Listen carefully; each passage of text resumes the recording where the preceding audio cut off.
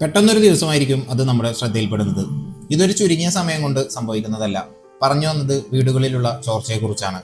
ഇതിന്റെ പ്രധാനപ്പെട്ട കാരണങ്ങളിലൊന്ന് കഴിഞ്ഞ വീഡിയോയിൽ ഞാൻ ഷെയർ ചെയ്തിട്ടുണ്ടായിരുന്നു. മറ്റൊരു പ്രധാനപ്പെട്ട കാരണമാണ് നിർമ്മാണ സമയത്ത് നമ്മൾ ഉപയോഗിച്ചുകൊണ്ടിരിക്കുന്ന മെറ്റീരിയലുകളുടെ ക്വാളിറ്റി.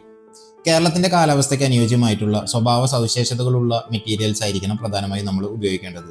ചൂടും മഴയും തണുപ്പും എല്ലാം മാറി മാറി വന്നുകൊണ്ടിരിക്കുന്ന നമ്മുടെ ഈ ഒരു കാലാവസ്ഥയിൽ ചൂട് സമയങ്ങളിൽ പണി പൂർത്തിയായിരിക്കുന്ന നമ്മുടെ വാർപ്പ് കുറച്ച് വികസിക്കുകയും തണുപ്പ് സമയങ്ങളിൽ അതൊന്ന് ചുരുങ്ങുകയും ചെയ്യുന്നുണ്ട്.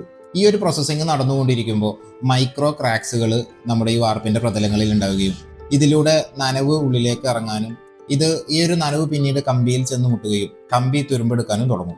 കമ്പി തുരുമ്പെടുക്കുന്നതോടുകൂടി ഇതിന്റെ ഒരു പുറമേയുള്ള ലെയർ കനം കുറഞ്ഞു വരികയും അത് പൊട്ടിപ്പോവുകയും പിന്നീട് ഈ ഒരു ഗ്യാപ്പിലേക്ക് കമ്പിയും വാർപ്പും തമ്മിലുള്ള ആ ഒരു ബന്ധം നഷ്ടപ്പെടുകയും ഈ ഗ്യാപ്പിലേക്ക് കൂടുതൽ വെള്ളം ഇറങ്ങി വന്ന് അത് പിന്നീട് ഒരു വലിയ ലീക്കേജായി മാറുകയാണ് സംഭവിക്കുന്നത്. അങ്ങനെ ഈ ഒരു സമയത്ത് നമ്മൾ ഉപയോഗിക്കുന്ന TMT ബാറുകൾ കൊറോഷൻ റെസിസ്റ്റന്റ് ആയിരിക്കണം.